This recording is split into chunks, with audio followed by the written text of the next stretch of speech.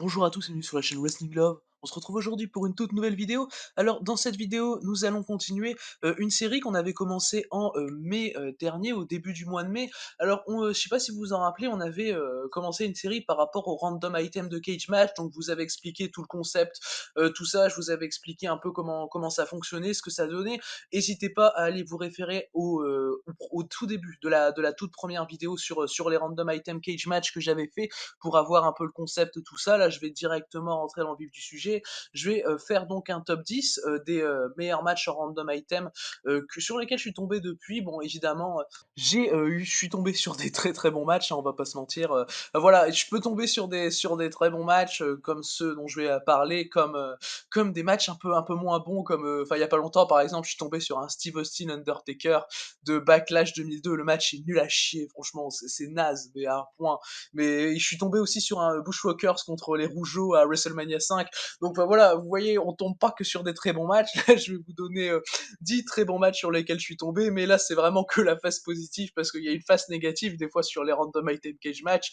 C'est que, par exemple, tu peux tomber sur des matchs des Young Bucks à la PWG. Enfin, voilà, c'est pas spécialement les meilleures choses, quoi.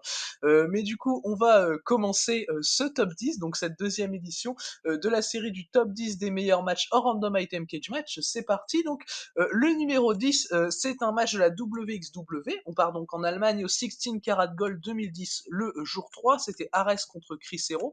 Alors, personnellement, je conseille fortement de regarder le match, évidemment.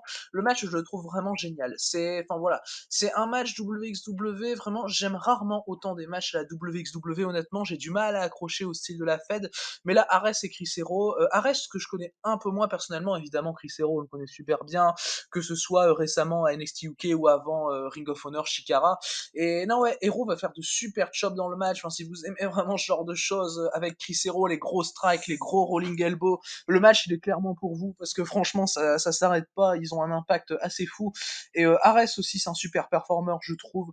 À un moment, en plein milieu du match, il te claque un Tiger Driver qui est absolument magnifique. Et non, ouais, pour moi, le match est vraiment excellent et probablement mon match favori qu'il y a pu avoir dans un ring de WXW, qui est pas une fête, comme j'ai dit, avec laquelle j'accroche très souvent.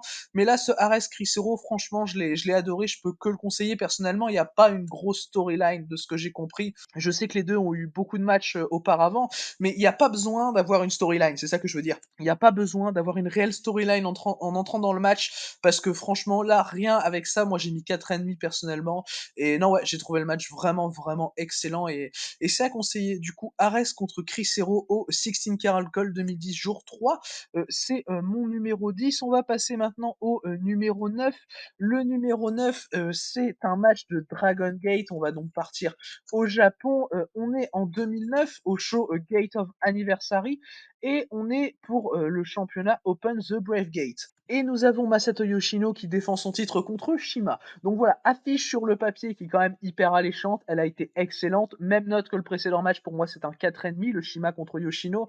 Non, vraiment excellent. C'est franchement deux mecs qui sont absolument incroyables dans le ring, qui te tapent des contres absolument fantastiques pour nous donner de séquences absolument fantastiques également. Et franchement, il y a un point où les mecs m'impressionnent, quoi. Shima et Masato Yoshino sont quand même incroyables dans le ring. Tu fais une rencontre entre les deux, ça pouvait que cliquer entre les deux.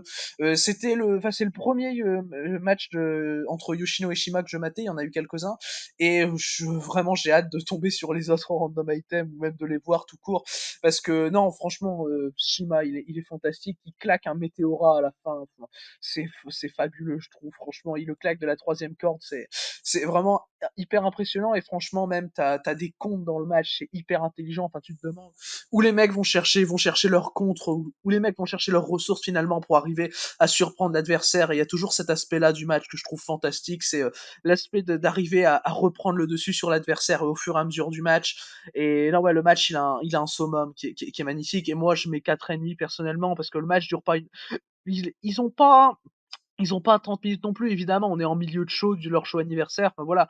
Mais franchement, le match est excellent, et j'ai rien à dire dessus. C'est un Shima Yoshino, franchement, vous vous attendez à quoi? Enfin voilà. Et du coup, voilà pour ce numéro 9, donc à Dragon Gate, The Gate of Anniversary 2009. On va maintenant pouvoir passer au numéro 8 du coup de mon top. On va partir maintenant sur un match de Joshi. On va partir plus précisément à la Sendai Girls et on va partir en 2019. Oui, en 2019 à la Sendai Girls, nous sommes sur un, Chihiro Hashimoto contre Sari, donc qui était un match pour le championnat, World de la Sendai. C'était Sari qui défendait son titre contre Hashimoto à Sendai Girls Joshi Puroresu Big Show in Sendai. Le match est purement excellent. Franchement, j'ai rien à dire. Évidemment, je spoile pas les combats, évidemment, de Stop 10 dans les vidéos. Le but, c'est vraiment de vous donner envie d'aller voir les matchs, que vous connaissiez ou non les workers impliqués.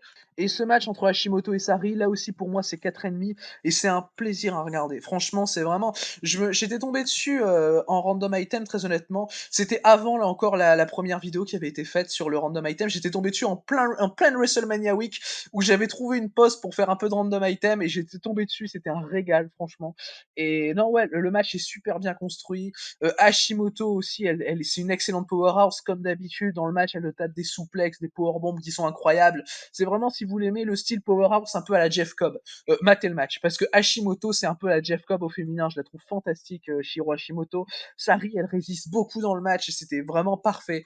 Et le finish est également hyper impressionnant. Donc voilà, moi j'ai plus qu'adorer le match personnellement. Hashimoto contre Sari, donc à Sendai Girls Joshi Puroresu Big Show in Sendai 2019. C'est mon numéro 8 donc de cette série de random items. On va maintenant pouvoir passer au numéro 7 de mon show. Le numéro 7, pas le numéro 7 de mon show, le numéro 7 de mon top. Pardon, j'ai fait une erreur. Le numéro 7 de mon top, nous sommes à la Ring of Honor à Survival of the Fittest 2004. Et on est justement sur le match Survival of the Fittest avec Austin Harris contre Brian Danielson, contre Colt Cabana, contre Homicide, contre Mark Briscoe et contre Samoa Joe. Donc évidemment, le truc est à prendre en compte, c'est que tous les mecs ont fait un match un peu plus tôt dans la soirée, un match de qualification pour ce fameux Survival of the Fittest. Et le match est fantastique. Franchement, techniquement, franchement, parce que c'est un match très technique, hein, ce match évidemment, on a des Danielson, des Austin Harris, des Colt Cabana. On est parti sur un match plutôt technique. Et franchement, j'ai rien à dire sur la technique à part le fait que j'ai adoré. Parce que je suis un grand fan de catch technique, comme vous savez. Et quand on voit un moment 20 minutes, parce que les 20 dernières minutes, c'est un échange Brian Danielson, Austin Harris. Et quand on les voit te faire une masterclass de technique de 20 minutes, c'est assez taré. Enfin voilà, c'est vraiment les deux mecs qui font un échange qui est ouf, franchement, dans le match. Et franchement, l'échange Danielson Harris, c'est évidemment le must-watch du match, on va dire. Mais le match est tout au long vraiment bien construit. Cabana et Mark Briscoe vont avoir un très très bon échange également au début du match. Et non, ouais, franchement, j'ai rien à dire sur le match, si ce n'est que techniquement, le match est absolument parfait. Là non plus, il n'y a pas besoin d'un gros storytelling, franchement, c'est juste vraiment. Les mecs se font plaisir à 6, ils font de la grosse technique, et ça dure 40 minutes. Voilà, c'est un Survival of the Fittest, faut pas déconner.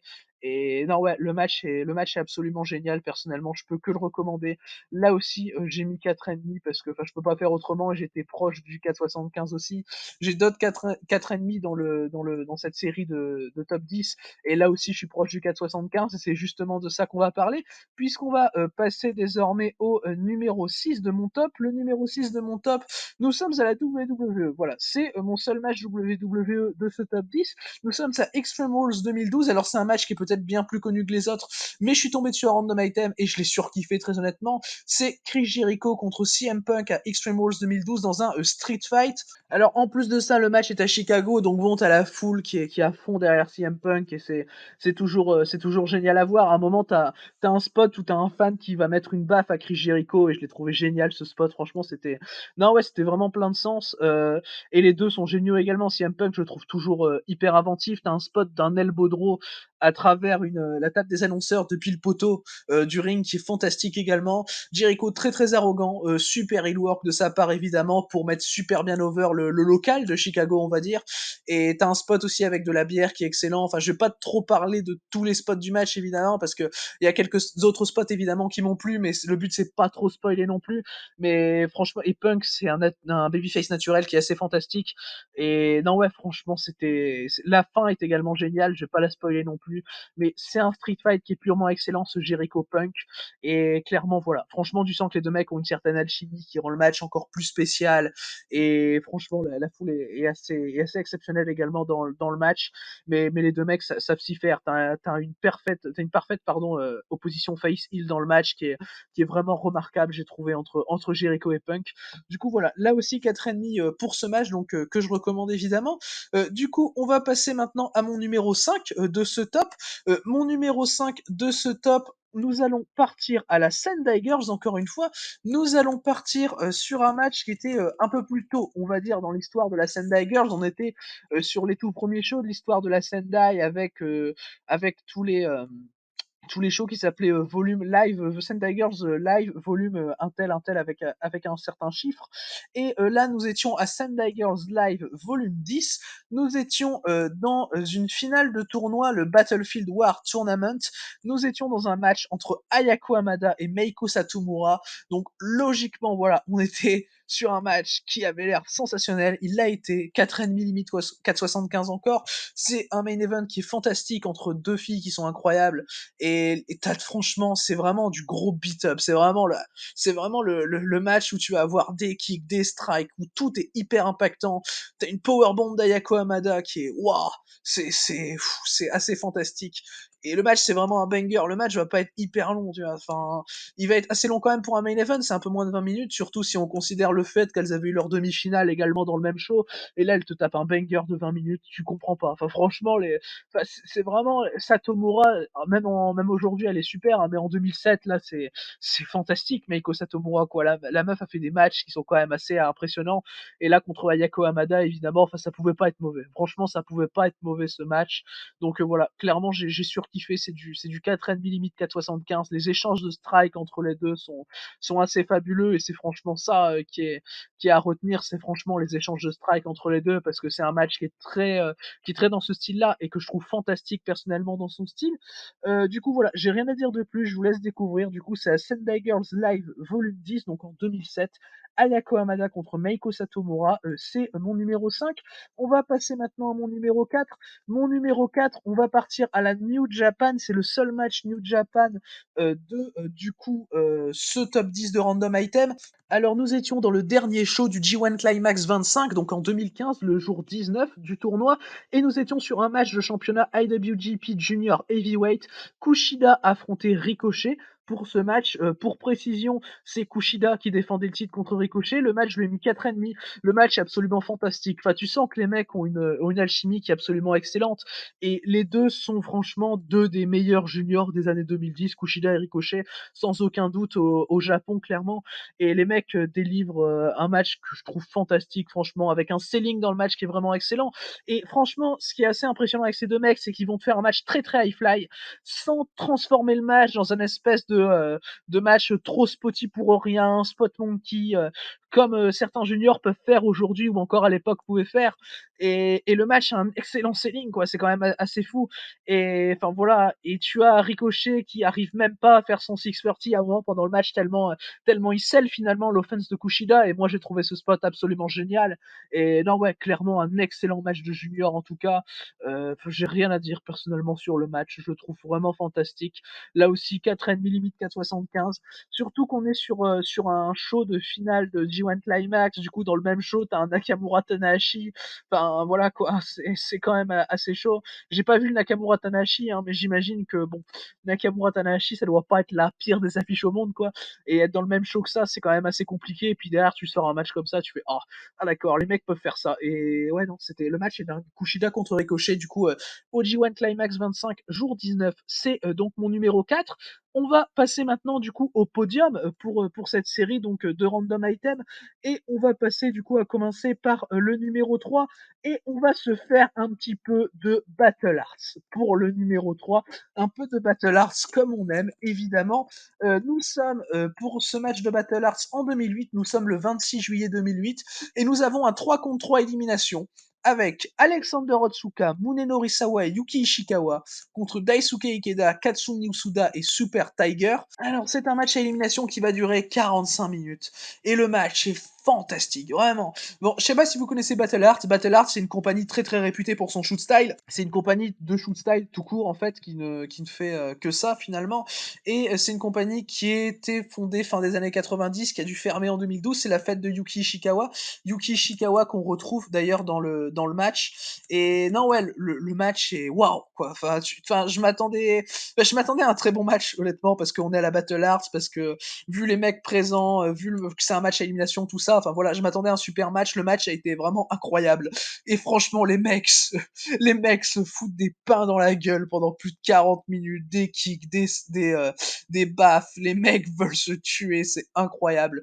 Et j'étais vraiment absorbé par l'action qui était présentée. Le match, je le trouve phénoménal, avec une endurance vraiment qui a toute épreuve de la part des mecs, parce que se prendre des strikes comme ça pendant 45 minutes, je trouve ça assez taré personnellement. Et non, ouais, si vous aimez le style Battle Arts comme moi, je l'aime, le shoot style, je trouve ça, c'est quelque chose qui m'intrigue, qui m'intéresse personnellement, franchement, qui me donne enfin, qui m'investit, voilà, c'est ça que je voulais dire. Si vous aussi vous adorez le shoot style, regardez ce match, franchement, vous pouvez pas être déçu avec un match comme ça. Du coup, ouais, voilà, Battle Arts du 26 juillet 2008, le numéro 3 de Stop, c'est Alexander Otsuka, Munenori Sawa, Yuki Ishikawa, contre Daisuke Ikeda, Katsumi Usuda et Super Tiger. On va maintenant pouvoir passer du coup à mon numéro 2 de ce top, et on va aller à la Noah. Pour ce numéro 2, nous sommes, pardon, je bug, il est tard pour cette vidéo. Nous sommes en 2009, Kenta contre Ricky Marvin à Southern Navigation 2009, jour 1. Alors Kenta contre Ricky Marvin, c'était évidemment du coup un match qui était pour le titre GHC Junior Heavyweight, qui était détenu à l'époque par Kenta, et le match je le trouve incroyable. Non, franchement, franchement, je m'attendais pas à un aussi bon match de la part de Ricky Marvin, parce que enfin, j'adore Ricky Marvin, hein, mais pas à ce point-là non plus. Là, j'ai mis 4,5, limite 4,75. On arrivera au 4,75 sur le numéro 1. Et non, ouais, c'est un match de junior que je trouve fantastique. T'as une séquence à un moment dans le match qui est dans la foule que je trouve incroyable. T'as Marvin qui fait un Hurricane Rana que je trouve génial également. Et tous les kicks qui se mettent, parce que les mecs se mettent des kicks dans la gueule, c'est assez taré. On sait c'est un match de Kenta en même temps en 2009, et c'est hyper impactant. Euh, le selling de Ricky Marvin est incroyable, j'ai rien à dire, mais j'étais investi pendant tout le match, et c'est un des meilleurs matchs de junior de Noah que j'ai pu voir à titre personnel, parce que non, ouais, non, franchement, c'est vraiment le match, encore une fois, dans son style qui est très strong, très kick, très strike, hein, voilà, que on aime ça, ce style-là, et enfin, c'est vraiment parfait, c'est vraiment, le match est parfait, j'ai rien à dire, et Ricky Marvin te sort une performance assez dingue, j'avais jamais vu Ricky Marvin dans un aussi bon match, c'est clairement une grosse surprise pour moi, et un match que je trouve fantastique. Et clairement, du coup, voilà, c'est mon numéro 2, c'est bien mérité. Kenta contre Ricky Marvin à Southern Navigation 2009, jour 1. Du coup, voilà pour le numéro 2. On va pouvoir passer maintenant au numéro 1 de mon top 10, du coup, des meilleurs matchs en random item sur Cage Match de ce deuxième épisode de la série. Et mon numéro 1, nous allons rester du côté de la Noah pour ce numéro 1. Nous allons reculer 3 ans en arrière, partir en 2006, donc après le match de 2009 entre Kenta et Ricky Marvin. Nous sommes sur un match pour le championnat GHC Heavyweight. Nous sommes à Navigate for Evolution 2006, jour 10, donc le dernier jour de la tournée. Jun Akiyama défendait son titre contre Minoru Suzuki dans un show où il y avait une carte très stacked, on va pas se mentir, donc enfin voilà. Il y avait dans la carte du show, pour vous faire rêver, Misawa Morishima, Kobashi Kenta, Marufuji Taue, enfin voilà quoi. Ça avait l'air pas mal, mais moi je suis tombé sur le Akiyama Suzuki et je ne le regrette pas, puisque j'ai donc mis la note de 4,75. Le match dure un peu moins de 30 minutes, il est fantastique. Le match est incroyable, et à un moment, ils ont un échange de baffes les deux. Akiyama Suzuki qui se mettent des baffes pendant 5 minutes peut-être. Tu fais d'accord, l'échange est hyper long mais incroyable. Vraiment insane, t'as un moment, au début du match, t'as Suzuki, il arrive, sleeper hold contre les cordes sur Akiyama, bam, enfin il rigole pas Suzuki, Akiyama non plus, et c'est vraiment clairement le type de match que j'adore. Enfin, vraiment, les mecs veulent se péter la gueule, et enfin voilà, je pense que c'est mon match préféré d'Akiyama à la Noah. Je peux que le recommander. Le match est strong vraiment et fantastique dans son style. C'est vraiment un style que j'adore personnellement. On le retrouve pas mal sur mon top, mais enfin voilà, les mecs se foutent des kicks, des baffes. Vraiment, c'est surtout l'échange de baffes en vrai qui est fantastique en termes de strike. Mais sinon, pendant tout le reste du match également, Suzuki va être très agressif pendant le match, et Suzuki quand il est agressif, c'est super, surtout en 2006. Et non, ouais, puis Akiyama aussi. Akiyama, il hésite pas à tataner quand il le faut. Et non, clairement, le match est excellent, avec une superbe fin également. Et moins de 30 minutes, franchement, juste un peu moins, mais qu'est-ce que c'est bien tout le long, quoi. Tu me fais pas chier une seconde. Et ouais, je peux que le recommander, du coup, mon numéro 1 pour ce top, Jun Akiyama contre Minoru Suzuki pour le championnat GHC Heavyweight à Noah Navigate for Evolution. Pardon, je pensais à l'Evolution de Eva Maria Rose, pas trop ça. Evolution 2006, jour 10. Du coup, voilà pour ce top 10, donc des Random Item Cage Match, cette deuxième édition de la série. N'hésitez pas à dire en commentaire si la série vous plaît. J'essaierai de faire un épisode. J'avais dit dans le premier épisode, j'essaierai de faire un épisode ou deux par mois max, mais vraiment deux max. Là, je suis plutôt parti sur le un par mois, très honnêtement. J'en ai fait un début mai. Là, j'en fais un pour le mois de juin. Mais voilà, n'hésitez pas à dire, voilà, si jamais vous regardez des matchs, n'hésitez pas à mettre votre retour en commentaire sur certains des matchs. Du coup, en tout cas, merci à vous d'avoir écouté cette vidéo. J'espère qu'elle vous aura plu. Et du coup, d'ici les prochaines vidéos, je vous dis à la prochaine.